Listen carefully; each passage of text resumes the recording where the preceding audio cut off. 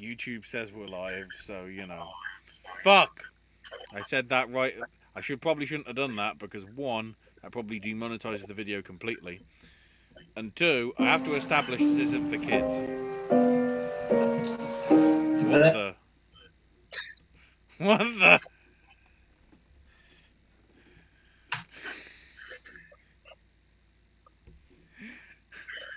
Owen isn't ready, even though I press live button. Guess I'm gonna listen to this. Because one, I probably demonetizes the video completely, and two, I have to establish this isn't for kids. There's the vision. So I'm sure you guys are having a nice kick of the fact that you guys are completely frozen on my end, but oh wow, obviously I'm not frozen on yours. No, so that's all that matters. As long as you can hear us. Guess we'll just let Ashley and AJ take over the show, and I'll just post my actual predictions in chat or something. Wait, you can't hear us, Owen? Oh, that's got ominous. God damn it. So what we've established is Owen needs to upgrade his laptop, I guess. Because although you guys can see him and we can see him and we can hear him, hang on, I'm literally gonna have to do. Okay, that solves that. Oh god. It's good that this screen's capturing like this. Have to I give up. Okay, can you hear us though? I can hear you guys fine. Okay. Apparently, I can't do anything else right. Well, it was working before I pressed live. That was the confusing thing. Weird. You guys were stuck in suspended animation for like 2 minutes, and I was like, yeah, I'll just log out and try again. Yeah, I think, whatever's going wrong with your laptop is probably somewhat unfixable. So, of course yeah. it's unfixable. So, for dramatic purposes, Owen is a green, blurry circle in a square. I am not Laura Barnes. Which technically now makes him bigger than me and AJ appear because of, we're smaller rectangles and you're a giant square, Owen. You're the thing. Almost as big as life on the 10-inch video screen. Yeah. I mean, if you've got a smaller size tablet screen, I'm sorry. Anyway. Apparently, I don't know if I'm hosting or not. I guess we'll just see. Yes, as long as you can hear us, it doesn't matter that you can't. Well, if you can see us, that's nice. If you can't, as long as you can hear us, there's something out there that's being put to Bry Guy in chat. I guess I will just cover chat then, because that's the only thing I can think of to do. Okay. So, social media Owen there. So, okay. I'm taking Welcome, everyone. I'll try. This is all over the place. Welcome. It is 6:20, soon to be 5 here on the East Coast, and welcome to yet another edition and yet another Academy Awards prediction podcast for the month of November. My name is Owen. I am your disembodied head, or I guess you would say Mickey Mouse's buttocks right now in green. To me, in my head at least. Oh boy! Joining me as always. Yeah, exactly. Joining me as always, we have Ashley. Howdy do. And welcome back after 2 months of being gone because technology and schedules. AJ. Yeah, you can't hear me, can't you? Yes. And I can hear you clearly thanks to St. Mary's Pro Hardware and Radio Shack. Yeah. Comedy for me is still comedy.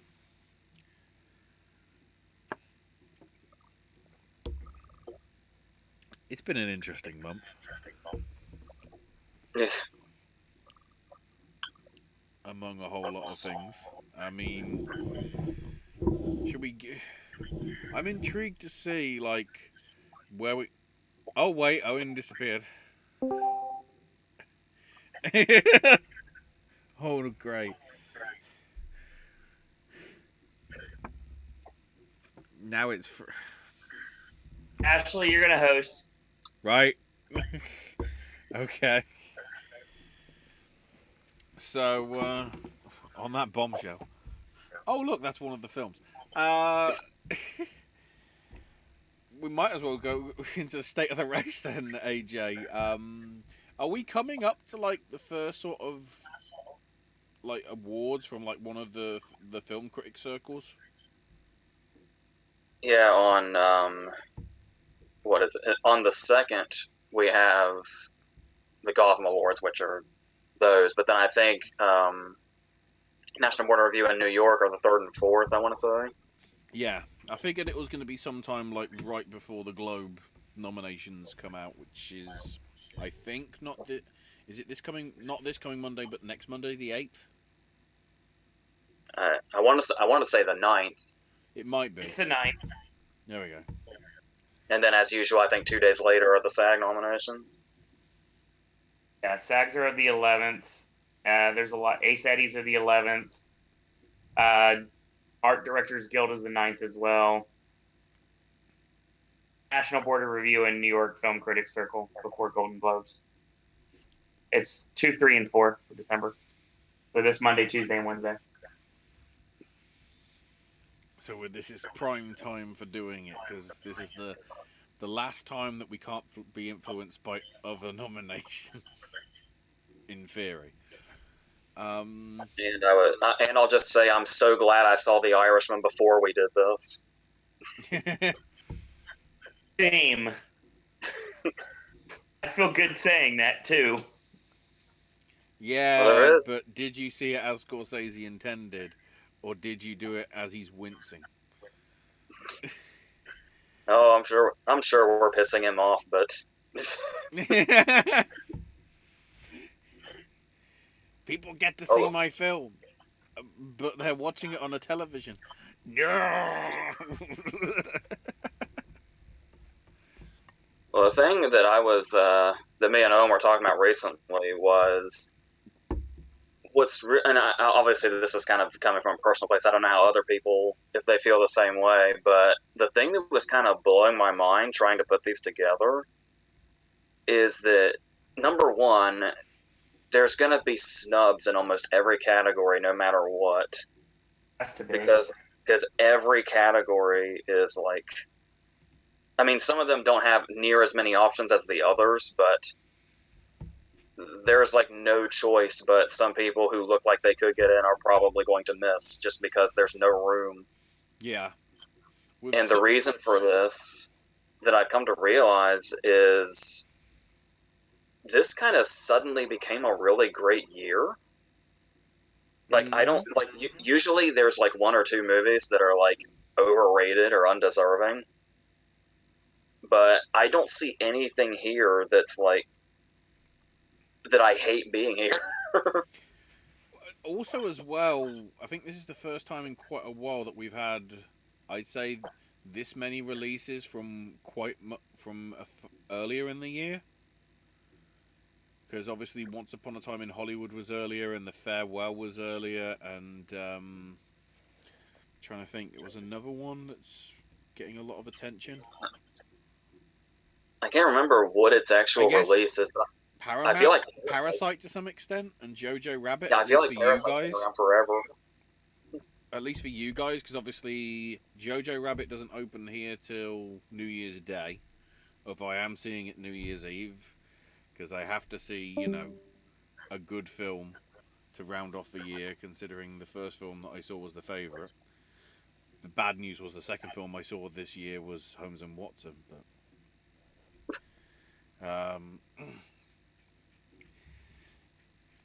But yeah, Parasite isn't out here till I think like February because BAFTA have changed their thing that foreign language films can be released like a month after the Oscar, a month after the ceremony, just to make sure that everything doesn't get crammed in to like the 1 week, so it just leaves fatigue on like the people or whatever.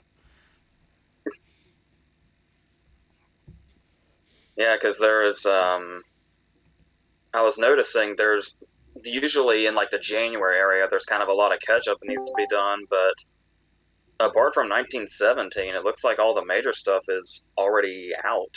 Apart from Marriage Story, which is next week, Um. and anything is gonna like all the major stuff will be out by Christmas.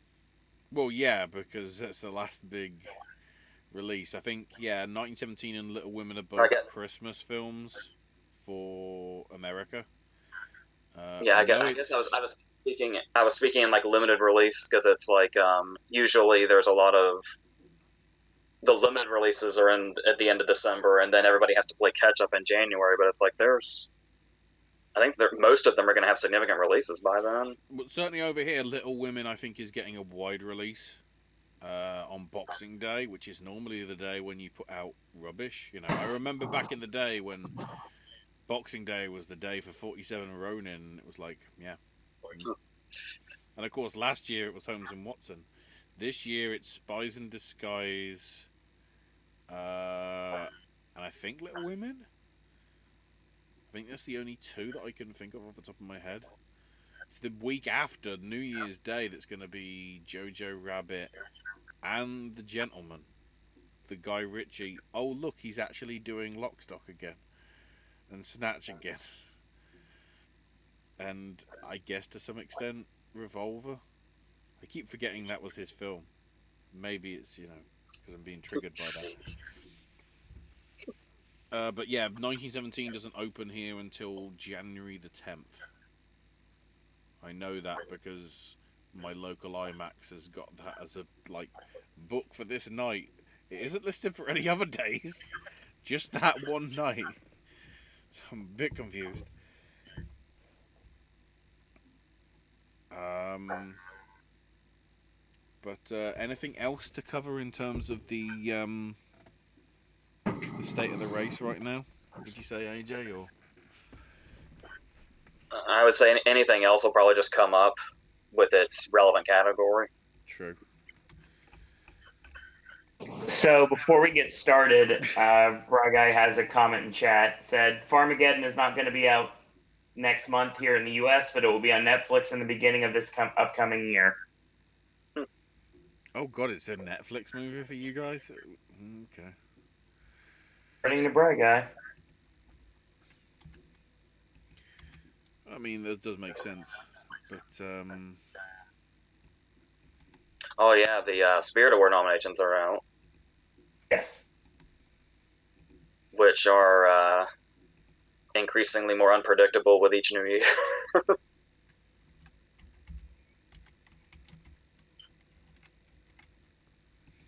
But once again, I figure we can just talk about those when the relevant category comes up.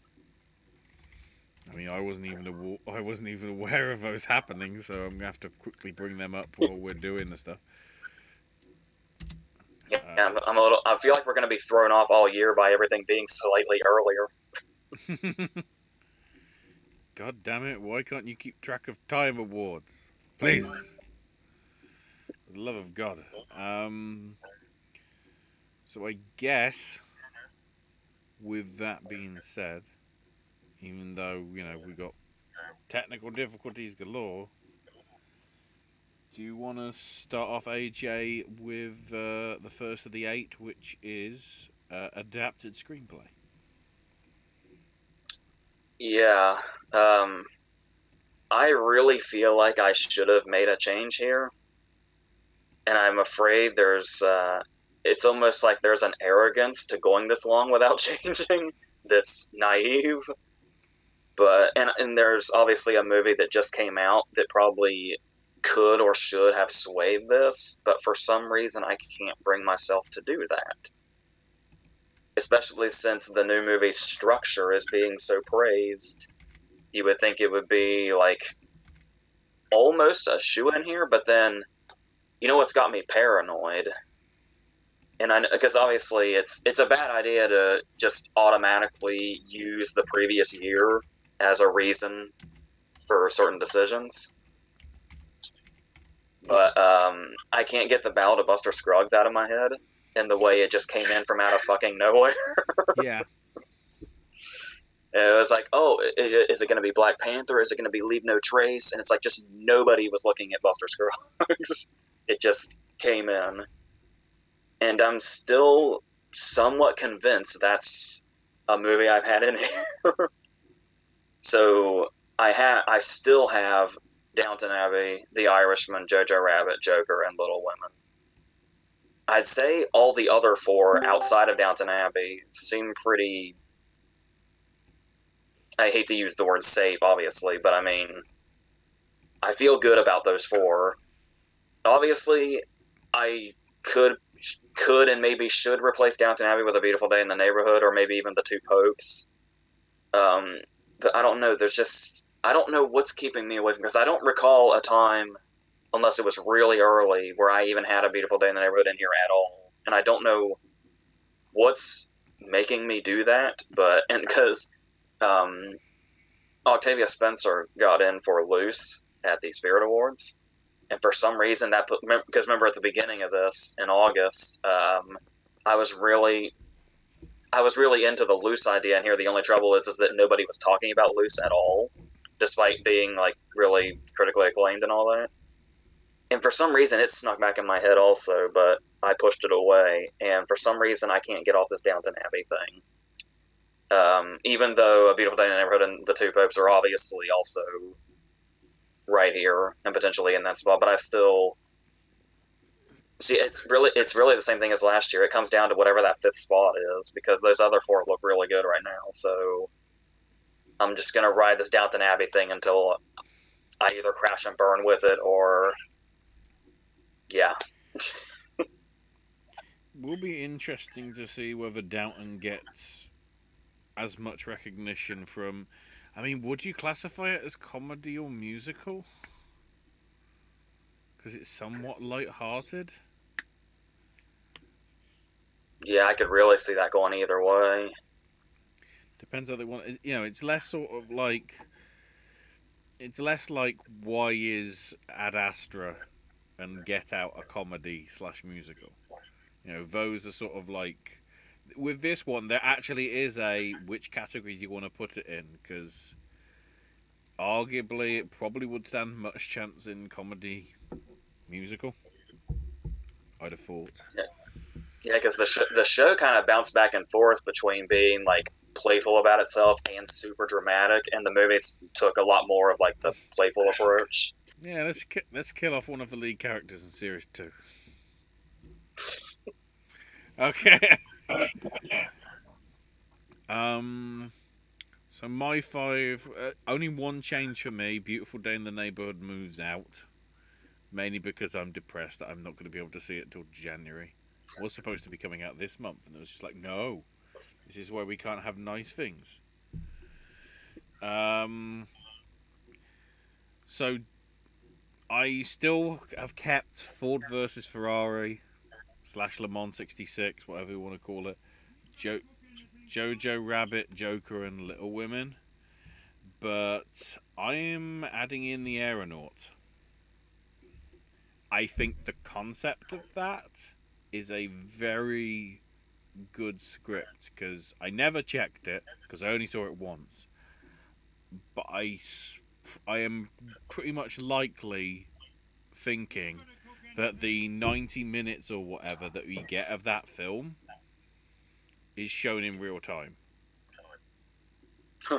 I would guess. Well, because there's like a 5 minutes to take off at the start, and then like we're 46 minutes in, and I'm like, wait, was that actually like 45 minutes ago? Because it sounds right. We see flashbacks as well, but it's like, you know, it's an hour in, and it's like, well, we're an hour and 5 minutes. What's going on? Because the flight was only supposed to be about apparently like 80 to 90 minutes. Because they went up and down that quick. So I don't know. I'm just sticking it in there because I need to find that fifth one that I'm confident about. I mean, there should be sort of obvious ones maybe in here. Is Like, there confirmation on where Ford versus Ferrari is? I don't know. I'm actually reading it a little bit, and it's saying like all the things I'm looking at. I'm seeing it's at original because originally it was an original screenplay, and Ashley has put it in adapted every single time, and I don't know. I've had it in an original, so one of us is going to be right. We just don't know which one at this point. I'm pretty sure it's original though. It depends how much it's based on the facts of the book, you see. Because I'm trying to remember, was Darkest Hour adapted? I think that was never determined. It never came up. If Ford versus Ferrari isn't, and it's just in this, is it both? I guess I'd stick the Irishman in there if you want to put that as the caveat for now. But just because I see that it's based on books and the authors and like were the inspiration behind the script and whatever, I'm just putting it in adapted for now. It'll probably show up. I'd say it's more likely to show up as a surprise at maybe at the BAFTAs because of the the more sort of. I don't think there's a lot of Americans that knew about Le Mans, whereas I'd say more because it's Europe. I guess there's more of a sort of following of Le Mans here, and of course, Ken Miles, legend. But yeah, I'm gonna go with those for now. Well, I hope you guys can hear me because I have to Yes. keep popping in and out here. Yes, we hear you. My best adapted screenplay lineup has not changed. It remains Little Women, The Irishman, A Beautiful Day in the Neighborhood, Joker, and Jojo Rabbit. It's a solid 5. I don't see a reason to deviate from putting anything else in that spot at this point. Now I mean, I could say this for all the other categories. It's like now we wait for something to get a controversy and to suddenly get overshadowed. People are trying to make the two popes a big thing. I don't see it quite yet. Well, that didn't really work for Green Book and Bohemian Rhapsody, so I guess we'll see. Bry Guy says Dark Waters, The Irishman, The Two Popes, Little Women, and Richard Jewell. Yeah, an adapted lineup of all the movies that just came out or are about to come out. I just can't see that. I have been wondering about Dark Waters and if it's like lurking. It could be. It's got potential, but we'll see. Right, so we'll switch from adapted to original, I think. Go ahead, AJ. This one was just the bane of my existence going into this. Because I was saying last time that I had a secure 4 and then I had waves, but I wasn't confident at all in waves, but I wasn't sure what I'd replace it with. If I had gotten the chance to replace it in that video, I would have said Knives Out. But then that was before I saw Ford versus Ferrari. But even with that in mind, there was something I really desperately wanted to do and I felt so good about, but then I couldn't do it because there just isn't room. I really wanted to put the lighthouse in here. Because the more it goes on, for a while there, we were all cautious of the lighthouse because it's so fucked up and weird. But like more and more love is coming out for it, and especially like the language of it. And I just became so convinced, oh, I'm going to put the lighthouse in original screenplay. It's going to be amazing. But then I couldn't because there's no room. So I ended up with The Farewell, Ford vs. Ferrari, Marriage Story, Once Upon a Time in Hollywood, and Parasite. You'll notice I'm starting to turn a leaf on Ford vs. Ferrari after having seen it. Like I wasn't feeling it for the longest time there. because in my head I kept comparing it to Rush and how Rush didn't go anywhere except like a sound nomination. Unfortunately for Daniel Bruhl. But yeah, as soon as I saw Forest Ferrari, it's like, well, I think we have the crowd pleaser movie of this year. And I was surprised by how, like, the way I think a lot of people are going to appreciate as far as the writing goes is the fact that a lot of people, I think, were expecting it to be buried by, like, the mechanics of the dialogue. And the fact that it doesn't do that at all, it's actually a really human story, but kind of balances out both those things. So yeah, that's the only change I made. The other four, the Farewell, Marriage Story, Once Unknown Hollywood, and Parasite, are pretty much, yeah, the ones I was already sticking with. So yeah.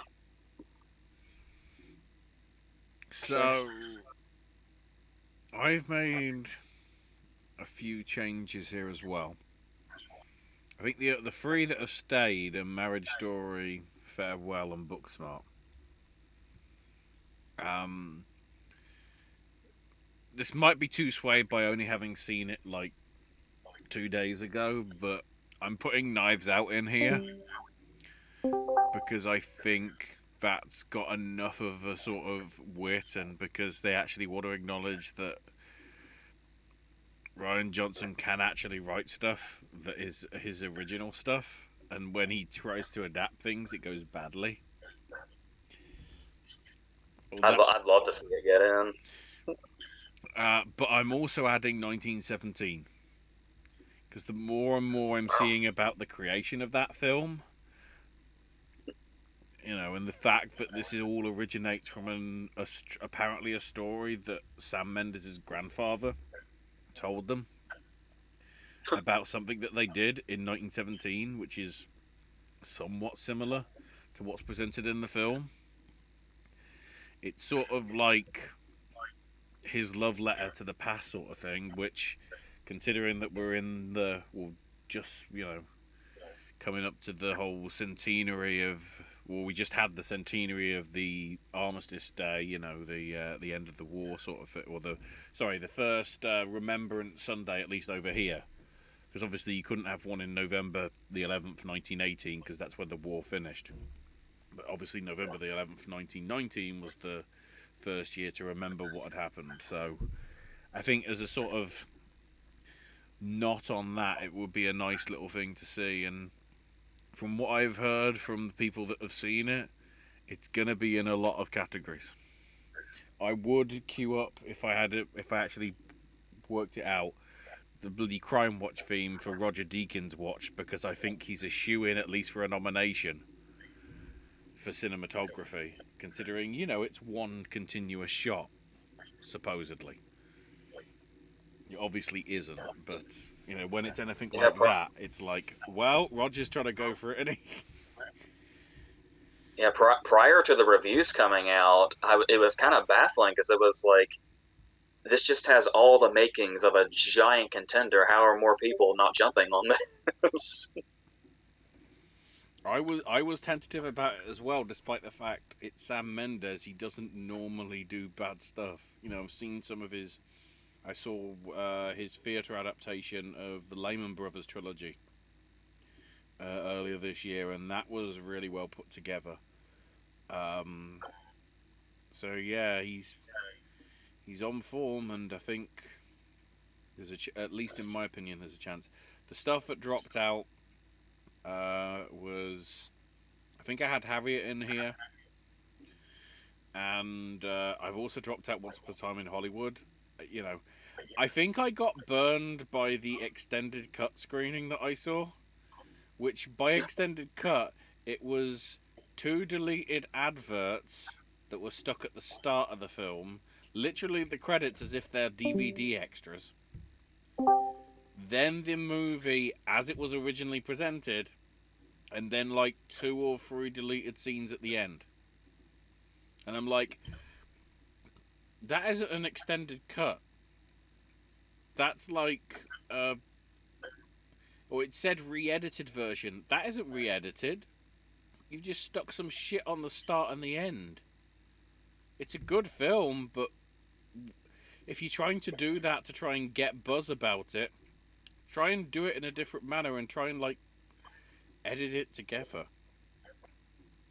Yeah, because I went and saw that also, but it was like I had heard it was just going to be like the before and after thing, but it was like I just wanted to see it. It was my fourth time seeing it because I wanted to see it one more time, but it left theaters so quickly. Mm-hmm.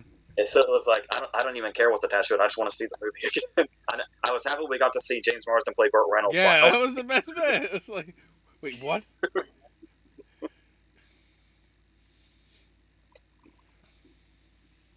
And then what was the scene that they extended? Oh, it was the Bounty Law scene that they extended at the end with Madsen. And then the weird red apple cigarettes. Oh, what was the other? No, it was the beer that Pitt drank. Yeah. Whatever that beer was. I mean, the scenes were nice, but it's like, did I have to pay to see it? I mean, so much so, there was nobody else in the screen with me. It was that well done, you know. People were just like, I'm over it.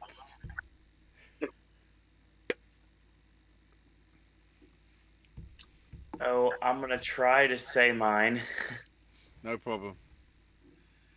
Before we get started, Brian says, Bombshell, Farewell, Marriage Story, Once Upon a Time in Hollywood, and Parasite.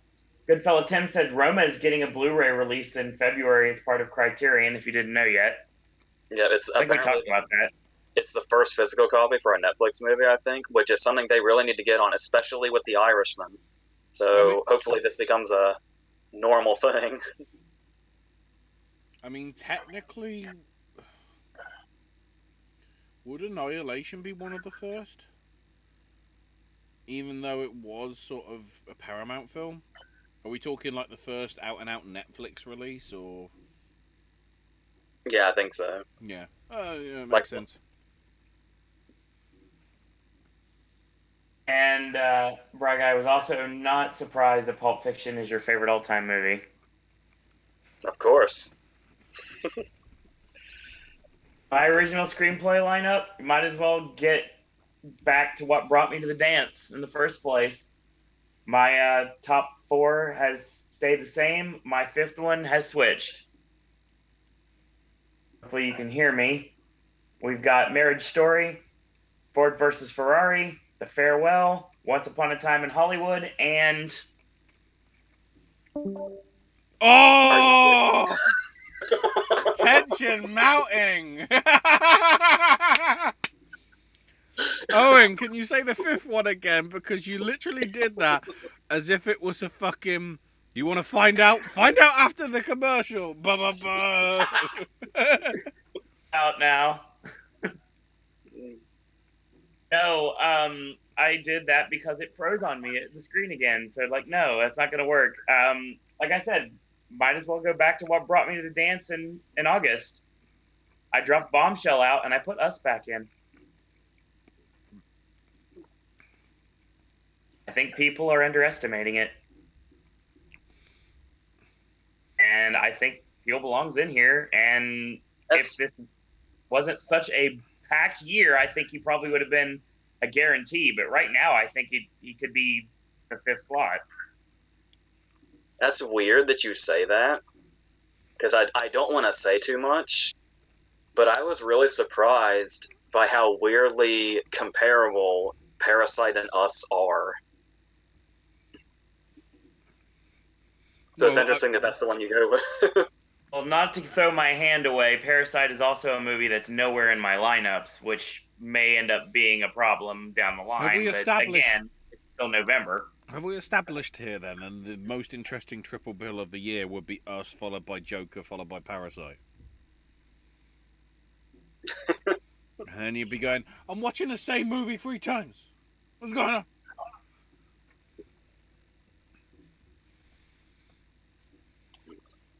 Yeah, that's what I've got. Hooty hoo. Right. Moving into the acting categories now. Supporting actor of a female variety.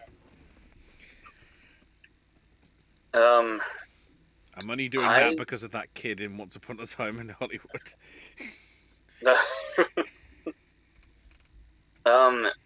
So I don't know if I'm gonna like piss people off or what, but there are quite a few things in here that are getting pushed that weren't before, or they're growing. And there's some people who have been here for a while, but I don't know what it is about this category, but there are so many things that I can't drag myself away from. So even though a couple of these seem to have dropped off completely for a lot of people, I still haven't changed them. So I still have Laura Dern for Marriage Story, Florence Pugh for Little Women, Maggie Smith for Downton Abbey, Meryl Streep for The Laundromat, and Susan Zhao for The Farewell. The thing about Lopez, because I know that's the first one people jump on, I can't really explain a whole lot why I'm having this gut reaction to not go with her, but the closest thing I can come to, I think, for an explanation would be that she is Mila Kunis in 2010. Because she's probably, I can't remember exactly what all Kunis got, but I'm sure Lopez will inevitably get in at the Globes. Like, that's probably almost a given. But I just, for some reason, can't, even if she gets multiple ones throughout the season, I, for some reason, can't see her going all the way. Even though there's some people talking about the possibility of her even winning. I'm not totally sure where that comes from, but I don't know. And obviously, you know, there's Annette Bening, which I explained last time why I took her out, because I just don't, it just doesn't seem like she has a shitload of buzz around her, or that movie, really, but it's mainly a because everything's just so crowded sort of thing. And I've started seeing a lot of push for Robbie and Bombshell, which is totally reasonable and probably something I should be going with. But once again, I still, all the previous SAG support we've seen for Smith and Downton Abbey is sticking with me, on top of the performance itself. And like it's so weird. It feels like, I feel like I'm in the Twilight Zone. That you're almost an outcast for going with Streep. what world is this? And like I was saying, and she's obviously got Little Women to back her up also. But I mean, if voters have seen The Laundromat, I just don't imagine that being turned down. Especially just the whole Streep factor. What was it Jared Leto said when he was presenting supporting actress was there's 4 nominees, and then by California state law, Meryl Streep, and it's so I'm just gonna keep sticking with that. I'm trying to work out if this is going to be the first year in a while that either Meryl or Jennifer Lawrence hasn't been nominated in one of the actress categories. Yeah, Lawrence kind of dropped off after Joy, didn't she? Yeah, she's been busy doing I don't know what, getting her life back together. I don't know. I mean, she read. Once she shoots off Dark Phoenix, maybe she'll feel better. Oh God, I forgot she was in that. Dear fuck. I think most people do. I shouldn't have, because it's literally like in the bargain bin already for like Black Friday over here. It's like, wow. I see what you did there. I see what you did there. See, I have no confidence in supporting actress, like at all. But that's the 5 I'm on right now. I probably should be embracing the Robbie thing, but I don't know who to let go. Is the issue. Even though it might seem obvious to a lot of people who I should let go, I'm not there. So I mean, the fact that I'm British and I've let go of Maggie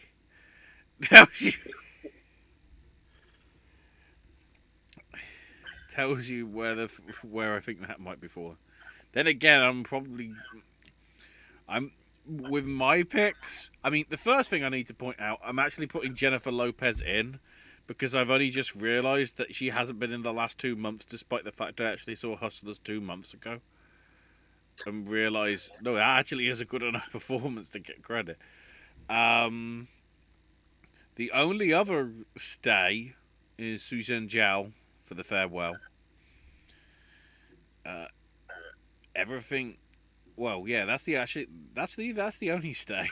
Everything else changed. Janelle Monáe falls out for Harriet, Meryl falls out, Maggie falls out, and Jennifer Hudson falls out because for at least 1 month, I have to give credit to Best Supporting Actress being Ana de Armas for Knives Out. Because Nice. it makes sense. If it isn't for her performance, the film falls apart. In all honesty, it's a film that's more about her than it is about anybody else that's in that trailer.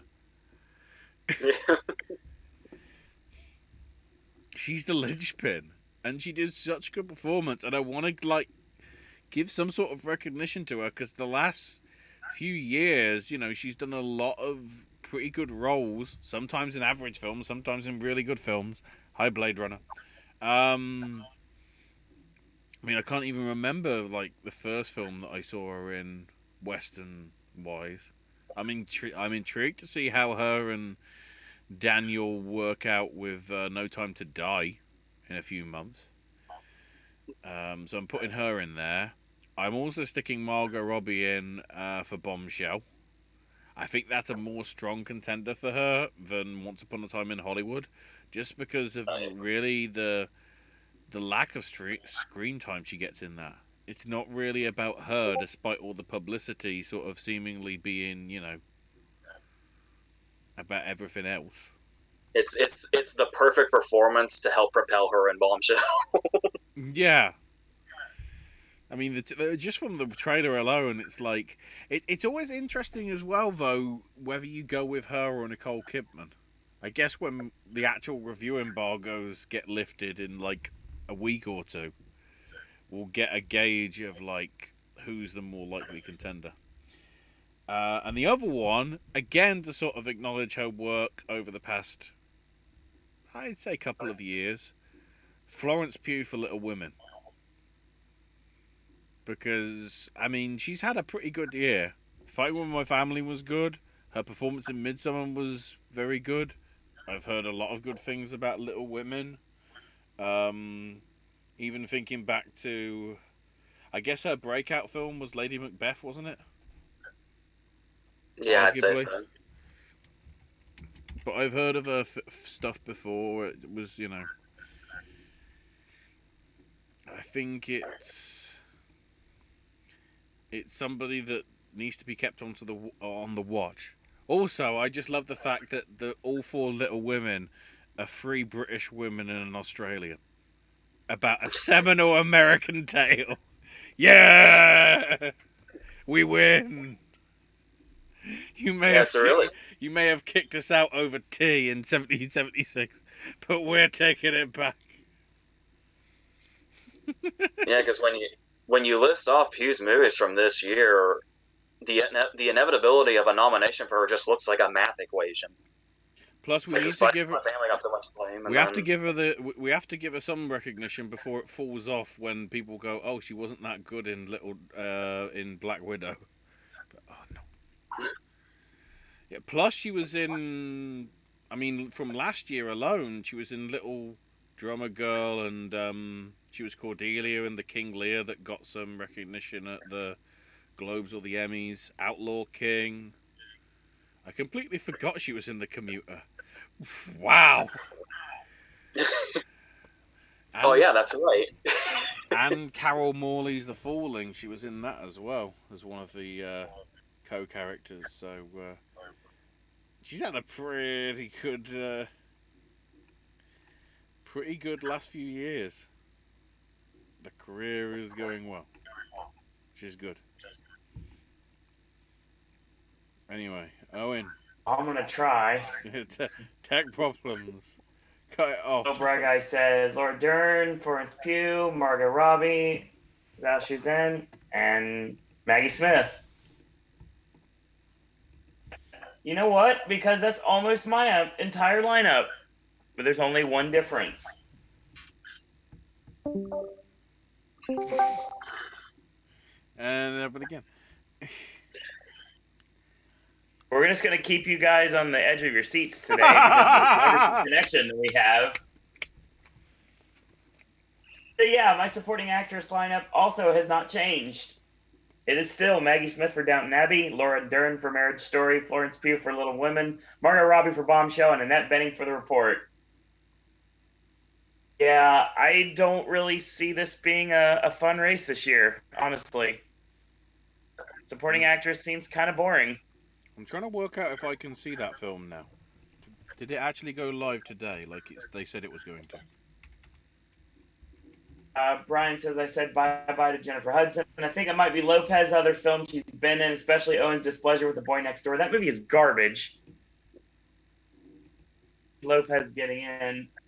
With Hudson, not also Cats not making it into some awards like the Globes, but those trailers are basically the original Sonic trailer and Ashley and Owen's Displeasure of Rebel Wilson and James Corden. Add Taylor Swift to that, because I think... Also, add to the CGI. What the shit have they done to Idris Elba in that new trailer? So I've just got my hands up because the report is available on Amazon Prime Video. I can actually watch it. Yay! When it actually said worldwide November 29th, they actually meant it. Is that why Netflix brought it out on Wednesday? Because they didn't want to compete with the report? Or Mandalorian? I don't know. We go from a category that just kind of like to probably one of the biggest bloodbaths that could possibly be in the award ceremony this year. Best Supporting Actor. You know how every year you build up supporting actor as my favorite category? This year it actually is. This is fucking why. Exactly. Okay, so I need to go against something I said in the last video, which was I really wanted this time. I really wanted to be the one person that stuck with it, but I said that I was going to wait until word on Bombshell came out and people had seen it and all that stuff to get rid of Lithgow. But once again, then I saw The Irishman. And the reason for that is because it wasn't until I saw The Irishman that I realized something. So, as you can probably guess, my five are Willem Dafoe for The Lighthouse, Tom Hanks for A Beautiful Day in the Neighborhood, Al Pacino for The Irishman, Joe Pesci for The Irishman, and Brad Pitt for Once Upon a Time in Hollywood. The reason I didn't have Pesci in here before is because I did not realize his role was that substantial. I know he's in the foreground of the poster, but even being in the foreground of the poster, I had assumed that he had a very small role. And no, he's like a fucking main character. To say the least. And I kept thinking it was going to be one of those, if he gets in, it'll be, oh, hey, he came out of retirement. That's great. Let's welcome him back. No, it'll be a legit nomination. He's fucking amazing. They're all amazing. All five of these people are amazing. All five of these people could potentially win in various universes. It's interesting how, I mean, I might as well say it now just so we can get the gushing about Irishman underway. My five are exactly the same as AJ's. Same. I haven't changed. Did you do that just before the call drops, Owen? We can briefly give a little spotlight to other contenders that have to break through the concrete wall that is these five. I've still been eyeing Sterling K. Brown occasionally, and I keep seeing him pop up more and more. Shia for Honey Boy is something to look at, and I've seen Song Kang Ho for Parasite being thrown around, which would be really cool. But I mean, Older women with a shout though, as well, for Marriage Story maybe. Possibly, but and once again, I hate speaking in absolutes because it's such a stupid thing to do. But I mean, I look at these five, and it's like, how does anybody break this?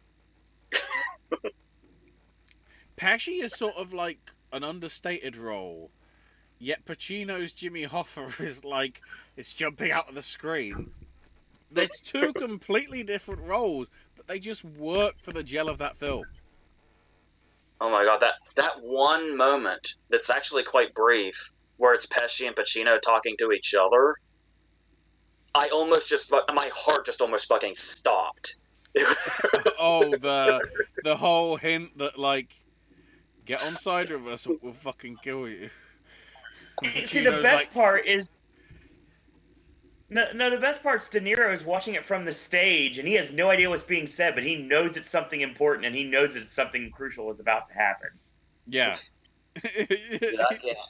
Just for, I yeah, can't. but again, there it's Pacino's expressions. And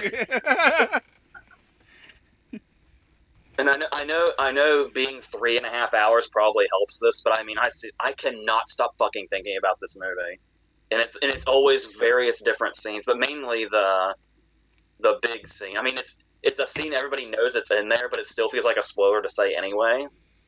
So I just keep referring to it in that sense. But I just, Well, oh my god. the So scene yeah, in which De Niro's CGI is fucking terrible at the start. yeah. The grocer scene is a pretty shoddy, but when we and first he's walking introduced like to Pesci, at least in the younger days, the yeah. There's CGI on De Niro is like, what the shit did that fall off the back of? Which wagon? And then literally like 5 minutes later, when it's supposed to be months later, he actually looks normal. The CGI doesn't look as bad. And then as soon as I saw at the end Industrial Light and Magic, is like, oh my god, they fucking Peter Cushioned this. That's why it looks so bad. the only thing that really stood out to me was that every now and then when De Niro moves and he moves like he's 150. But still, the movie's just so fucking good. I barely cared Yeah, when a technical mishap happened. the shooting of the guy in the cafe, which is in the trailer. Mm. You know, it's like he should be young and fit, but he's like, eh. Let's run. Oh, but it's so good. Like I don't even care about its faults because everything else is just so good. And this is coming from me. And anybody that's been watching these podcasts long enough to know I don't do well with long movies normally. This movie kept me on the edge of my seat the entire time. And I could only imagine it watching it with a theater full of people. So you both watched it without pressing pause? Yes. There were a couple of things where something was so good I went back and watched it again. Okay. AJ will know. AJ will know what I mean when I say this. I didn't press anything. It decided to press on its own. At one point, my screen decided it wanted to say, hey, you should know something that's going on in the background, and it paused on its own. Between that and cutting off when you're saying your choices, your computer is so dramatic. No. It's two different computers, though. It's not my laptop is what I'm doing the show on, but my real computer is what I watch the movie on. But don't forget, my computer monitor is my TV screen, so not like I didn't watch it on TV. It's funny because Bry Guy is the exact same lineup that we do, so I think we're all on the same page right now. So am I the only one that had the privilege of actually seeing it in a movie theater, which for here is a rarity, considering most of the cinema chains are like, no, you fucking don't. Yeah, I really wanted to. The closest it was to me was 3 hours away, and I thought about it. Like I really thought about it, but it wouldn't have been able to. Yeah. I mean, I only got lucky because they were doing a London Film Festival gala closing screen for it.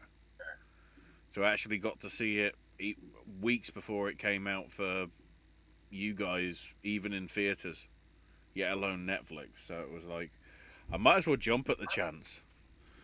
You know, I'd love for them to do a full-on wide release once it gets all these Oscar nominations, but I'm assuming they won't. Yeah, they haven't done.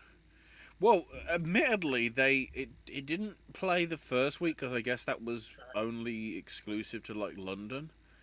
But the same cinema that played it as part of a London Film Festival thing did play it for a week and a half, and basically it disappeared on Wednesday when Knives Out came out. But they did like one showing at least every day for that little bit. I'm not getting the same luck with Marriage Story, sadly. Or considering the momentum that seems to be getting the two popes. So I guess I'll just have to find those via means of a VPN. Um, or something like that. Um, but yeah, I'm glad to see we all agree, even Brian chat. So we'll move over to actress now then. I feel like actress is the same way it is every year. I feel like it's too easy. But I didn't change anything from Aquafina for The Farewell, Scarlett Johansson for Marriage Story, Saoirse Ronan for Little Women, Charlize for Bombshell, and Renee Zellweger for Judy.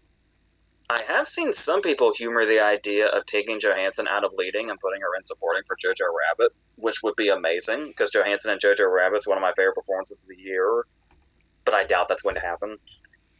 So the only thing is if, Cynthia Erivo or Alfred Woodard is hanging out and waiting to take one of these people out, though I don't know who it would be. I'm assuming some people would say Aquafina, but as you know, I'm pretty stuck on The Farewell, so and even with The Farewell seemingly coming and going, like alternately with a lot of people, Aquafina seems to have been pretty consistent in mentions.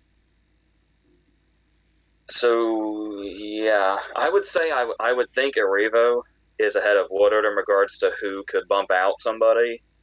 But as of right now, I'm just on these five. But seriously, any of these people could be sacrificed with.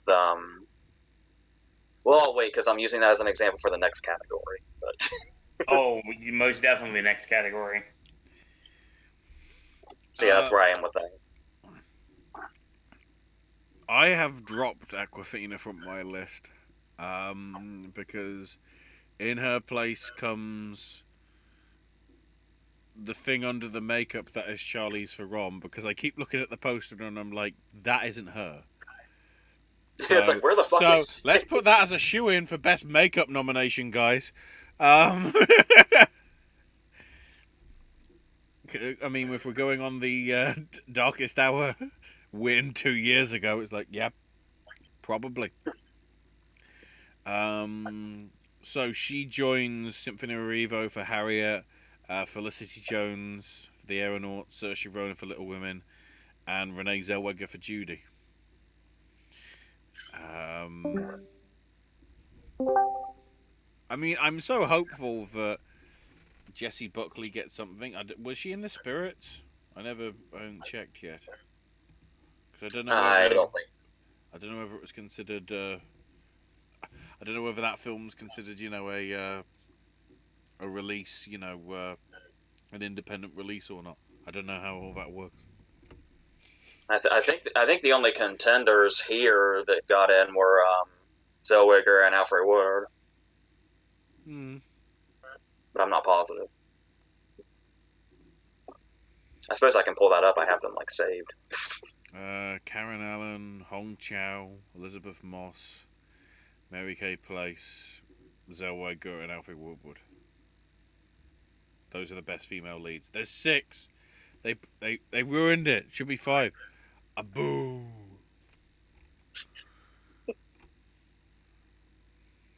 Best international film, The Souvenir. Oh no, that's a thing. I mean, I'll let Owen talk about it, but there's that thing with the Oscars that we need to address. I only just remembered it now, but I'll let Owen do his picks first.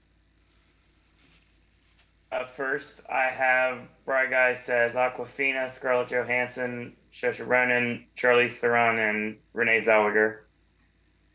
He says, "You mean too boring?"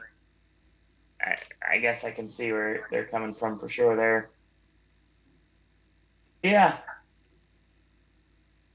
My best actress, Saoirse Ronan, Renee Zellweger, Scarlett Johansson, Charlize Theron, and I had to bump out Mackenzie because she's certainly not leading in Jojo Rabbit. category fraud happens all the time.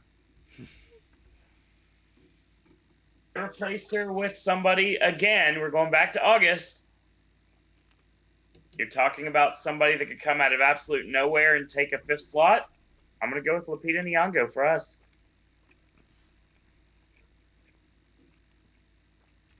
I'm trying to work out, have you watched that recently again or something? I went through the house many times this year, but that has nothing to do with it.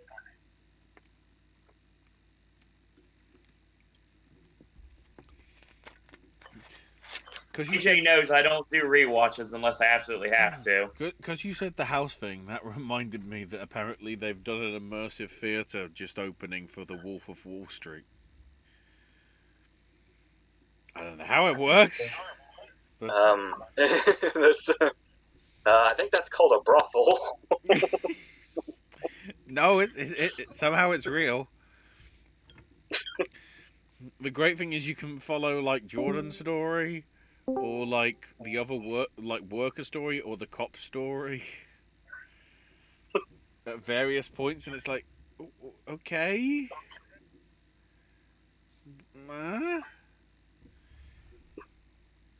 is this suitable for kids? Yes, no, maybe.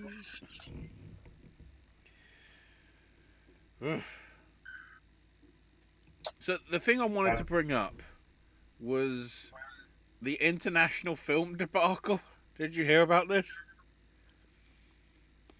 Nigeria had their film accepted and put in for consideration, and then they immediately disqualified it because it was in English. Not enough of it was in the foreign language. Yeah, I think that happened with a few of them, didn't it? Despite the fact that Nigeria's first language is English. And, you know, the foreign language is very barely used. I swear at this rate, bloody Wakalia Wood's bloody film is going to get in for best international feature. Just for the bloody, the fucking comedy guy. It's on the run! To be honest, it's just swayed by Who Killed Captain Alex, but I know there was like festival releases for the new film that those guys are doing, but I just think that's a bit stupid. They literally changed the name to international film from best film not in the English language. And to reflect that, films have to be in a foreign language now. Like, what? That's why you changed it. Like, you dumb bastards. We're already back in the territory of last year where they're making rule changes that make no sense for no reason. Yep. Oh, good. Whatever happened to the popular film category? Did it just die? He killed it. We'll forget. He actually killed that category. I truly believe it. Anyway.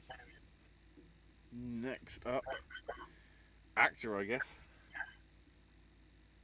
Alright, so in the last video, when I did actor, I listed my 5, and then I said there's nobody else I'd even consider. There's no other contenders. But in the words of Kurt Russell in Once Upon a Time in Hollywood, that's a fucking lie. There's a lot of people here now. As soon as I did that video, Murphy's buzz exploded. So, Eddie Murphy's totally in this. Sandler's name's being thrown around a lot now. There's one person that I could have put in here, especially after seeing their movie, but I didn't change anything. I still have Antonio Banderas for Pain and Glory, De Niro for The Irishman, DiCaprio for Once Upon a Time in Hollywood, Adam Driver for Marriage Story, and Joaquin Phoenix for Joker. As soon as I saw Ford vs. Ferrari, I had a serious dilemma with Bale, because it's like, because there were two different ways to look at Bale. There's either he's Bale and he always gets in, like we talked about 2015 when he got the Globe nomination for The Big Short and then just took off when nobody was really considering him before that. And then go back to 2013 when we had a really packed year and he got in for American Hustle, kind of at the last, like BAFTA gave him a last minute push, and he bumped out Hanks for Captain Phillips, which is still insane. So the moral of the story is Bale always finds his way in. But then I started taking in another scenario, and I decided to start comparing him to Amy Adams for Arrival, because Amy Adams is also somebody that always finds their way in until they were in a major picture contender, and suddenly she got bumped out. So it's not unprecedented if Bale were to miss for Ford versus Ferrari, which I think he could given this competition, even despite the fact that in any other year he'd be an absolute shoe-in. And I'm still not ruling out that I'm wrong about one of these. I just can't even begin to think of who. I have seen a lot of people putting Murphy in, and it seems like a consistent thing where the people that have Eddie Murphy in take DiCaprio out.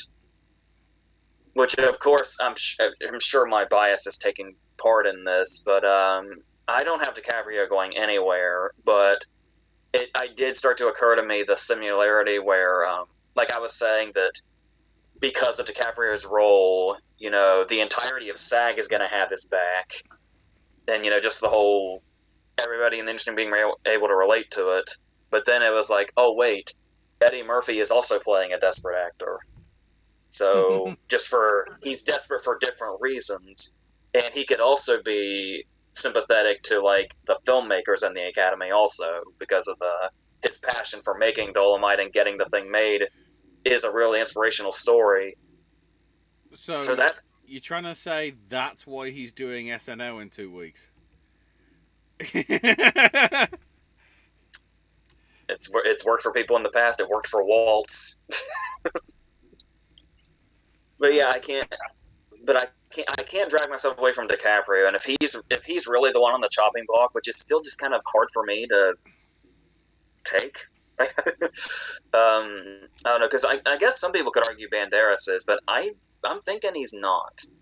So yeah, it's just another case of I could put Bale in, I could put Eddie Murphy in, but I mean, I can't think of one person to take out, let alone two. So I'm just gonna stick with these five and see what happens. I only just noticed the trend of SNL for the next few weeks. This coming week, well, not this coming weekend, but the next episode is Jennifer Lopez. I wonder why. Then Scarlett Johansson. I wonder why. And then Eddie Murphy. We got bang boys. If only Adam Driver was again. Just have him back as that old guy with the fucking the old guy in the whatever that class was. I believe his name was Abraham H. Parnassus. That's it. He needs to just show up at the end of episode 9. Like, if Kylo Ren survives, he just needs to become that guy. That's the in joke. And it's like, you can't do anything else. It's the end of the saga. Abraham H. Parnassus is the true supreme leader. Yeah. Absolutely. So I have switched out one of my 5. I'm sticking with Bale for Ford v Ferrari because I just want him to get recognition and everyone go, wait, not Matt Damon. I'm sticking with Banderas because that seems to be keeping the momentum, which is good to see. De Niro for The Irishman and Joaquin Phoenix for the Joker, but I think on the Eddie Murphy front, we're going for the wrong person that has had a shit time over the last number of years and has decided to make a good film again. And that's Adam Sandler for Uncut Gems. Because I desperately want it to be another year where he gets Worst Actor for Murder Mystery and Best Actor for Uncut Gems. Yeah, that's the problem with this category too. Is I don't want to take anybody out, but God, I would love to see those other people in here also. Oh, definitely. It's a strong list. Adam Driver for Marriage Story, DiCaprio, to some extent because I think there's still momentum behind it. Price for Two Popes. Yeah, I've seen him around. There's a lot of like people in there, that are possibly in with a shout. I'd say in some category, okay, we did the entire same, ones for the last one or whatever, but like, I feel this year is more of a bloodbath against more of the categories than it has been. Mm-hmm. It's like, can we make it 6 this year in all categories, please? We need Somebody we forgot to mention also was I can't remember her name now, but the actress in Dolomite is also getting a lot of push in supporting actress. Ooh, good. I'm just pleased. Yeah. I think I'm still here. Hi, Cassie. Bright Guy says Banderas, De Niro, Driver, Murphy, and Joaquin. I finally put Joaquin back in, and keep in mind there will be fingers pointed once we get in director and picture. What, like Donald Sutherland in Invasion of the Body Snatchers?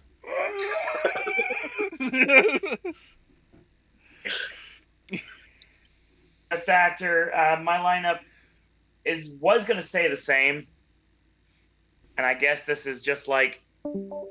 Yep. Yep. I was just waiting for that. Just like has been an ongoing theme. If this was actually like, if we had a title for this podcast, it would be Tension mounting. Until We Saw the Irish. No, Until We Saw the Irishman. Okay. Yeah, but I saw it. So I was on the bandwagon before you guys, so that's normal.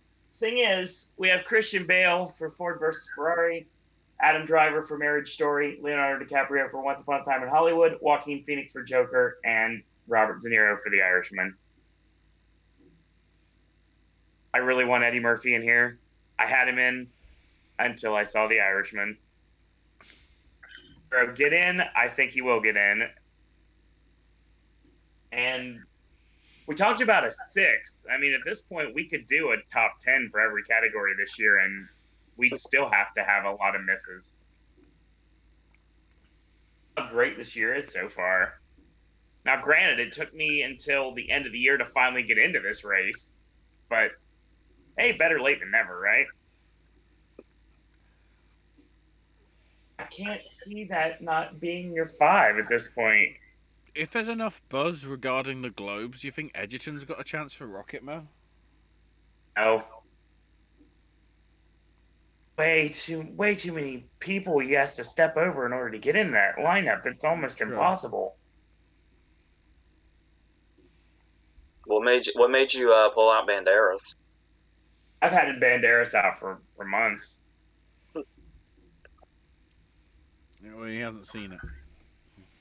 I took him out for Bale last month.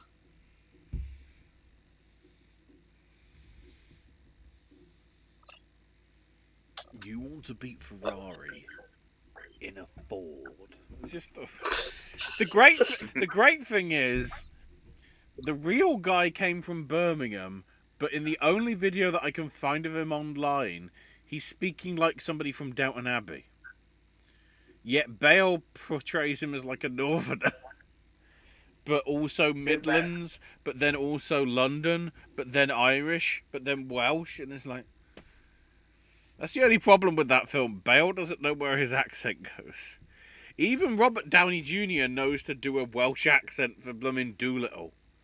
If it turns out that isn't Welsh, I don't know what the shit it's supposed to be, because it sounded Welsh. It's like when you listen back to the tape of him blowing up at the DP Fraternity of Salvation, there's like 5 different accents in there.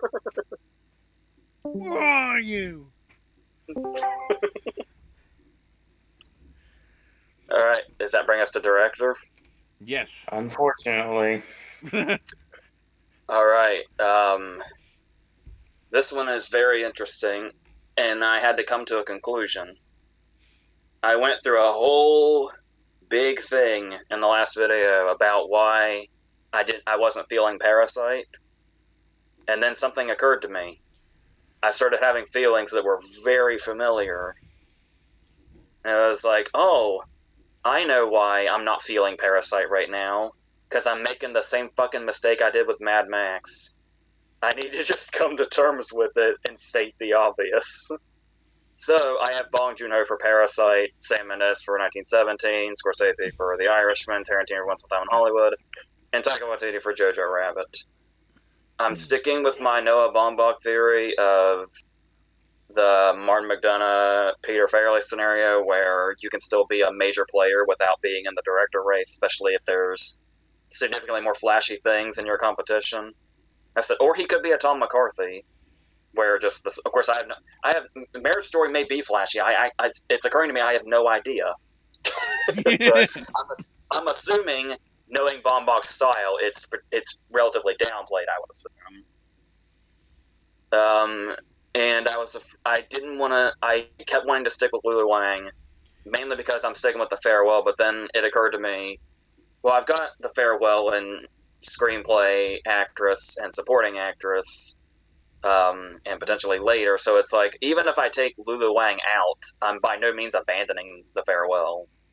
And then Taika Waititi is another one where it's like, I don't see him a shitload, but the comparison I made when I was talking to him the other day was, I feel like if Taika Waititi got in, it would feel akin to Lenny Abrahamson getting in for Room, where it's like Jojo Rabbit is clearly a contender, and it's here like Room was, and we just keep saying its name, and it's like it was kind of in front of our faces the whole time that Abrahamson was going to get in, yet he was a surprise. So that's kind of what I'm feeling with that. And then I think Mendes, Scorsese, and Tarantino are pretty safe. I hope they're safe, but yeah, I think that's all I have for those. Ashley. I bumped Tarantino out.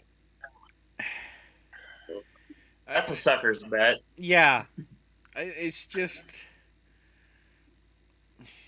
it's getting to the point. I'm still terrified if my bias is getting in the way here. I can't tell anymore. I mean, in all honesty, it's just I don't, I just think there might be sort of stronger things that need to be acknowledged for like people that really haven't got the acknowledgement before, and Martin Scorsese. um, because I've got Greta Gerwig for Little Women in here, because something has to happen eventually. James Mangold for Ford versus Ferrari, because something has to happen eventually. Sam Mendes for 1917, because Roger fucking Deakins. That might be my reasoning for that, in all honesty. And Lulu Wang for The Farewell. I want to see a list of, like, not the same old names. I mean, admittedly, Taika Waititi is not, the same old name, and Bong Joon-ho is not a name, but I just like to see some of the new wave that haven't been around for the last 20, 30, 40, nearly 50 years in terms of Scorsese. Just sort of get some sort of shine on them. So I guess I'm going with that. I feel I'm just making this mistake with Once Upon a Time in Hollywood because it's about Hollywood. So how fucking gullible Hollywood? Like, oh, because it's about us, vote it. I just like to see in some places. Admittedly, I've put it in for Brad Pitt, but that's enough of a strong performance that I feel that's got a chance. Where I don't, at least in my mind, I don't think DiCaprio has as strong of a chance, and I just think some of the other categories. Spoilers, I'll mention it now.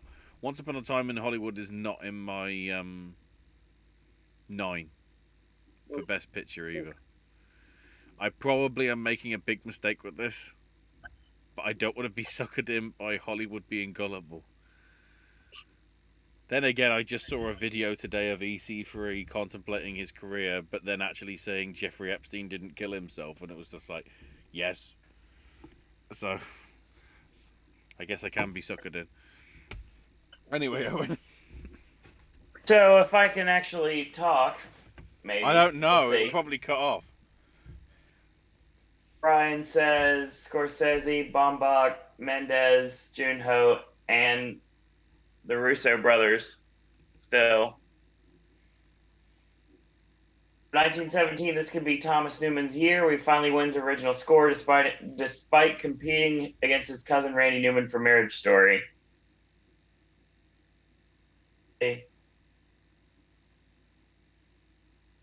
Director is so tough. I want Watiti in here so bad. I hope I'm wrong. I want him in here. He deserves it. So I'm happy with saying Quentin Tarantino for Once Upon a Time in Hollywood, Greta Gerwig for Little Women, Martin Scorsese for The Irishman, Mendez for 1917. Noah Baumbach is my last. I don't know if he's going to end up being someone I bump. I don't know if he stays. Obviously, I have a lot of bias towards Greta. So I don't know if she's going to. I finally saw the trailer when I watched Joker the other day. So it looks like something I probably would have. AJ will get this. Something I probably would not have even watched in Athens about 6 years ago. But yeah, it was actually no. Actually, AJ, I'll give you a better one. It's kind of like it's gonna be like you were when we all watched Francis Ha. Oh, Christ. I think Greta eventually is going to get in Best Director. Just by saying those two words, you triggered AJ's war wound.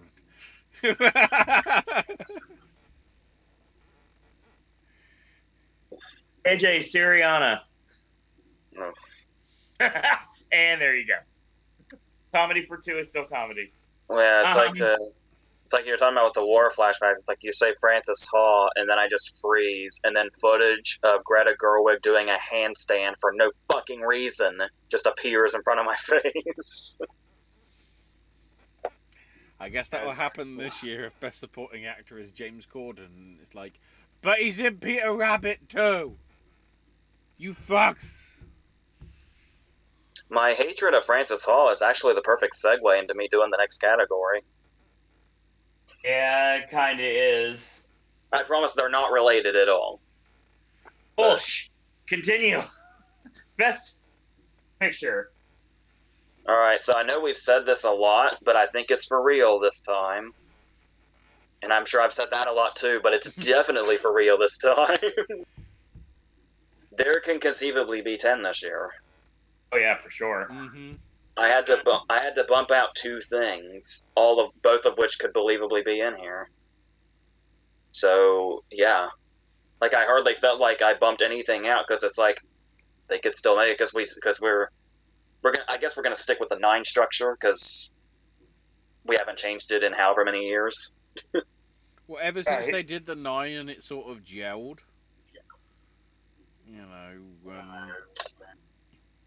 Obviously, it was 8 last year, I think. So I just think that's sort of like the right amount because they don't want to make it 10 every year because that was it the first or the second year when it was like they were struggling to make up 10. So then they switched it to anywhere between 6 and 10. All right. Assuming there's 9. I have The Farewell, Ford vs. Ferrari, The Irishman, Jojo Rabbit, Joker, Marriage Story, 1917, Once Upon a Time in Hollywood, and Parasite. One thing I forgot to mention about Joker in the last video being in picture was, well, number one, it's officially a $1 billion movie now. I'm sure that helps. Which I guess makes it the Black Panther / Mad Max, as in it's the big box office draw. That's gonna be, look, we're popular. We're popular with the kids. Please watch our ceremony. You know we're gonna have host the fucking baby shark. You're gonna love it. But the thing also about Joker is, obviously, is the reason it would be here is because of passion voters. Because I was talking about what Brian Grazer had said in the last video about how he knows people in the industry that hate it and consider it like this hindrance on morality or whatever. But what I forgot to mention was we talk about there's also the passionate voters. Grazer himself, right after he said that, called it a masterpiece. So there's going to be just as many. And then you saw, like, because Phoenix himself has so many damn friends in the industry and people that, like, worship him in the industry. And those people are going to be the passion voters also. I think Jessica Chastain made, like, 3 Instagram posts about it. So that's the further confidence in Joker. The ones that I took out that I had before were Beautiful Day in the Neighborhood and Little Women. And that is just solely because I had to put in for Ferrari and Parasite. I didn't have them in before.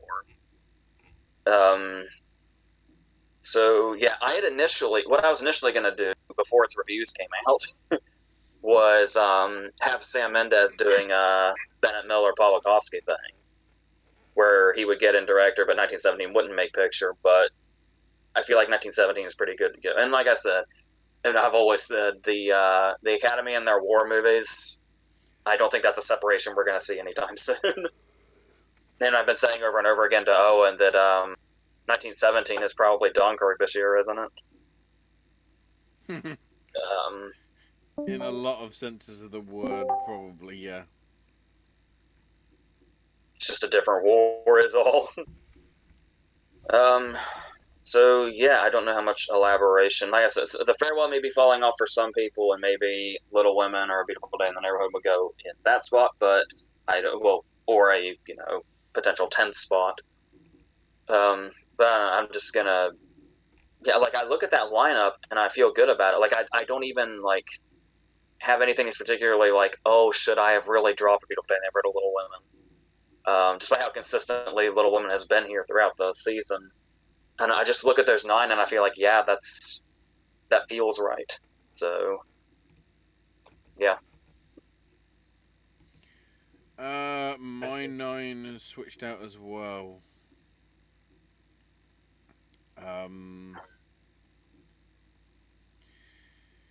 Yeah, Beautiful Day in the Neighborhood and Harriet dropped out. Maybe Once Upon a Time as well. I can't even remember. Even Parasite was in for a brief second, and I was like, yeah, maybe, but my 9 as it stands: 1917, Farewell, 4v Ferrari, Irishman, Jojo Rabbit, Joker, Knives Out, Little Women, and Marriage Story. Knives Out is bold. I my thinking with Knives Out is 2 years ago. No, not 2 years ago. What was it? 3 years ago. Spotlight. 4 years ago. 4 years ago. With the whole, how do we acknowledge it when it's sort of all the cast of sort of a bring it a good enough to sort of bring it together to actually give it the best picture sort of thing, or at least a nomination. I was thinking while I was watching, it's like it would be amazing if this got a SAG Ensemble nomination. Yeah, I mean, and I think Marriage Story is somewhat of a lock in here, considering it's got the automatic, best ensemble from the Spirits. Mm-hmm. So I think that's in there, and Little Women as well, just because of that, list of like really good, talented women and Meryl Streep. I'm not saying she isn't talented. I'm just saying like the other That four are sounded a young. lot like duplication. The other four are young up and comers. That's what I'm saying. So yeah, those are mine. Because I guess I want to stick with the trend, No films are allowed to be released beyond the letter M. That's why Once Upon a Time isn't in. That's why Parasite isn't in. You were a letter or two short. You should have been called Nonce Upon a Time in America, or Arasite. Then you would have stood a chance.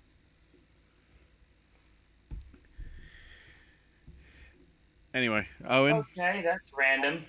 Brian says, "What about girl-rigged 20th century women, AJ?" What about like her performance or? I think that's what he's asking about. Yeah. My memory of 20th Century Women's a little vague. I remember it feeling very much like a Mike Mills movie, but that's about it. Brian says, "Best Picture: Avengers: Endgame, Bombshell, Farewell, Irishman, Little Women, Marriage Story, 1917, and Parasite. A backup 9, Once Upon a Time in Hollywood, and the 10th to be A Hidden Life." Y'all are scaring the fuck out of me with the Once Upon a Time in Hollywood stuff. Stop it! You're wrong. Sorry. It's fine. Don't get too confident. That'll make it worse. I'm not the one that jinxes movies, AJ. We know this. Unless we talk about American Hustle, but that's another story for another time. Animated feature lineup: How to Overrate Your Dragon, Lost My Body, Missing Link, Claws, and Toy Story 4. We'll get there in a couple of months. I do think Klaus has a very good shot at getting in, yeah. Yeah, I think Klaus is going to be... Is Klaus technically one of the G kids or not? I have no idea about his history. I honestly think in terms of DreamWorks thing, Abominable's more likely than How to Train Your Dragon. I'd be okay with that. Just because I'm thinking there is going to be a How to Train Your Dragon 4. Even though it rounded off so perfectly. There's a reason that joke still exists Okay, from Dad. many moons ago. Best Picture, well, stayed the same. Beautiful Day in the Neighborhood, Once Upon a Time in Hollywood, Ford versus Ferrari, Jojo Rabbit, Farewell, Marriage, Long Day, Marriage Story, The Irishman, Joker, in 1917. I'm just realizing it seems to be bad that it's like I'm giving. I mean, okay, I'm giving Brad Pitt recognition for that, but it's also like, yeah, but Ad Astra, and then with Charlize Theron, it's yeah, but Bombshell, and with DiCaprio, it's yeah, but he presented us fucking Robin Hood. I still when that was the biggest shock of 2018 when it was like produced by Leonardo DiCaprio, and I'm like, he got his money from all these Nat Geo documentaries that he makes, and he decided to put them into this crap. What is he doing? I hear Jamie Foxx can be very persuasive. We'll blame him. That's why I guess Just Mercy isn't getting any recognition then. Lo and behold, 15 nominations. Right Guy says, Muppets Most Wanted song, we're doing a sequel, is why we got Toy Story 4. Thanks, Gonzo.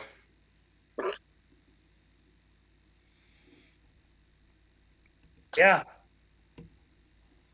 I think, as weird as it is to say, this basically AJ and Ashley centric show is now over. I don't know what's going to happen.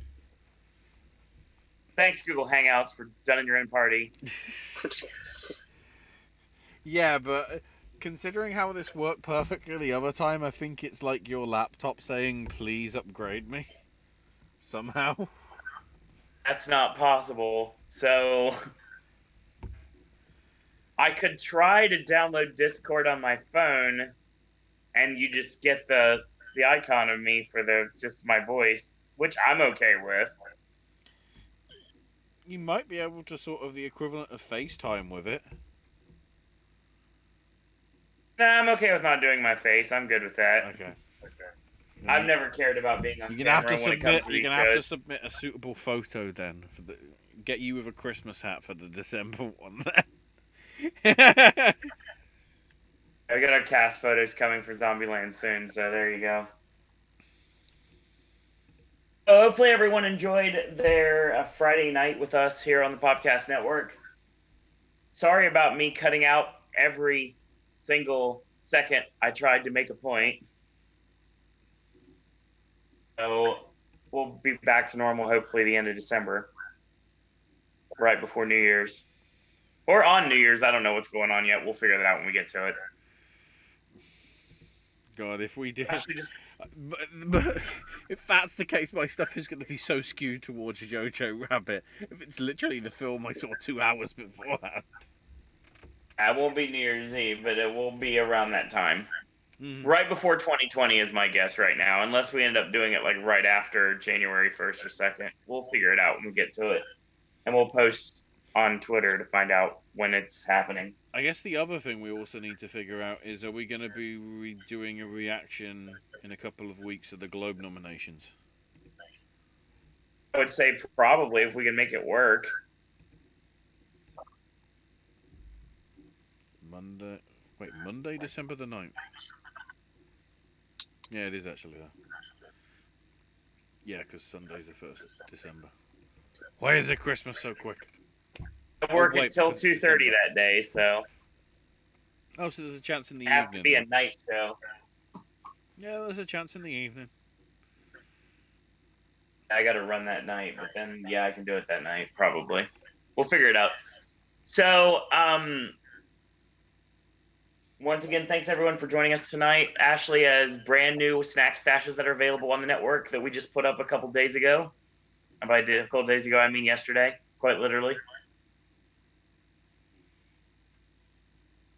One more is going to be. Right. One more of them is going to be coming up probably in the upcoming few days as well. Plus any more they actually remember to shoot. AJ has got more movie content coming in the near future. We've got more verses coming. I got a lot of sipping snacks I still have them to do yet, so those will be coming in the near future. And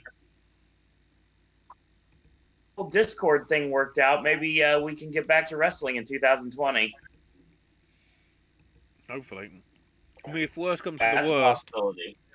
if worst comes to the worst though, and we can do probably one towards the end of the year, sort of summing up some of the big moments on Facebook, you know, like we did the last time, because Facebook Possibly. seemed to sort of work. Facebook worked fine. We'll figure it out. So yeah, because Jeremy was asking if we're going to do any podcasts in the near future for wrestling. Hopefully soon. Things have just been kind of messed up lately, so it's kind of like hard to do anything, especially with this technological issues we've been having lately. But that's your show. AJ, thanks for joining us again tonight. Yeah. Exactly. And Ashley, thanks for coming through once more to bring us some more content here on the network. Want to thank everyone for joining us tonight. And in the meantime, we want to thank you guys and girls out there for watching. And until next time, boys and girls, that's all we got to say about that. Hang on. Oh, damn it, I need to go to the stop streaming thing. I guess it's only fair we're not prepared. See you guys.